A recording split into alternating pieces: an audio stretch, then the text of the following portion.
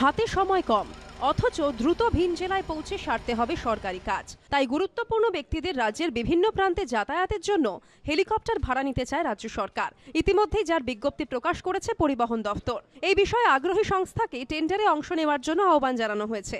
14 December পরিবহন দফতরের প্রকাশিত এই বিজ্ঞপ্তিতে বলা হয়েছে, ওয়েট লিজ পদ্ধতিতে হেলিকপ্টার ভাড়া নিতে চায় রাজ্য। কমপক্ষে 6 জন বসতে পারেন এমন কপ্টার ভাড়া নেওয়া হবে। ভিআইপিদের সফরের উপযুক্ত এই হেলিকপ্টার হতে হবে 2 ইঞ্জিনের। 5 বছরের জন্য ভাড়া নেওয়া হবে কপ্টার। প্রতি মাসে 45 ঘন্টা করে সেই কপ্টার চালাতে চায় রাজ্য।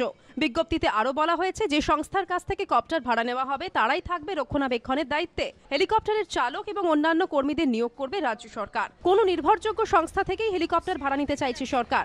সে কারণে বিজ্ঞপ্তিতে বলা হয়েছে, সেই সব সংস্থা গত 3 বছরে কমপক্ষে 25 কোটি টাকার ব্যবসা করেছে তারাই আবেদনের যোগ্য। ভাড়া নেওয়া হেলিকপ্টার যেন 8 বছরের বেশি পুরনো না হয়, দিন ও রাতে উড়তে সক্ষম এমন কপ্টারই ভাড়া নেওয়া হবে। 5ই জানুয়ারির মধ্যে আগ্রহী সংস্থাকে টেন্ডার জমা দেওয়ার আহ্বান জানানো হয়েছে সরকারি বিজ্ঞপ্তিতে।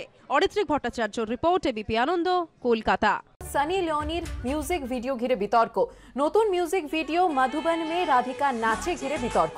বিতর্কের জেরে গানের কিছু অংশ ও নাম পাল্টানোর সিদ্ধান্ত মিউজিক ভিডিও প্রস্তুতকারী সংস্থার। অন্যদিকে অভিনেত্রী ও গীতিকার সঙ্গীত শিল্পীরা ক্ষমা না চাইলে আইনি পদক্ষেপের হুঁশিয়ারি দিয়েছেন মধ্যপ্রদেশের স্বরাষ্ট্রমন্ত্রী নরোত্তম মিশ্র।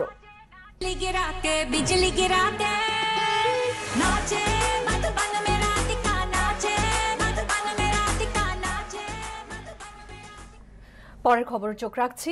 রামকৃষ্ণ মঠ ও মিশনের প্রতিষ্ঠার 125তম বার্ষিকীর উদযাপনের সূচনা হবে আগামী বছর 1 মে। আর সেই উপলক্ষে রাজ্যে আসতে পারেন প্রধানমন্ত্রী।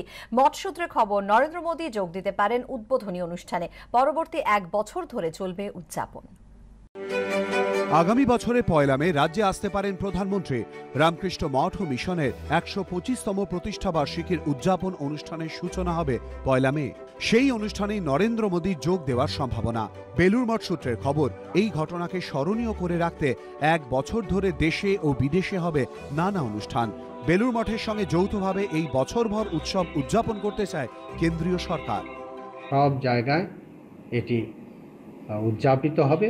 ভারত সরকার এই উদ্যোগ নিয়েছেন যে রামকৃষ্ণ মিশনের 125 বছর পূর্তি ভারত সরকারের উদ্যোগে রামকৃষ্ণ মিশনের সঙ্গে যৌথ প্রয়াসে সারা ভারতে উদযাপিত হবে।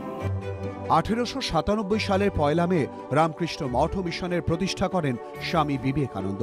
2022-এর 1 মে প্রতিষ্ঠার 125তম বর্ষপূর্তি হবে। সেই উপলক্ষে বছর ভর চলবে উদযাপন, যার সমাপ্তি হবে 2023-এর 1 মে। নরেন্দ্র মোদীর সঙ্গে বেলুর মঠের সম্পর্ক দীর্ঘদিনের। এর আগে একাধিকবার বেলুর মঠে এসেছেন তিনি। শেষবার এসেছেন গত বছরের জানুয়ারিতে। ভাস্কর ঘোষ, এবিপি আনন্দ, হাওড়া।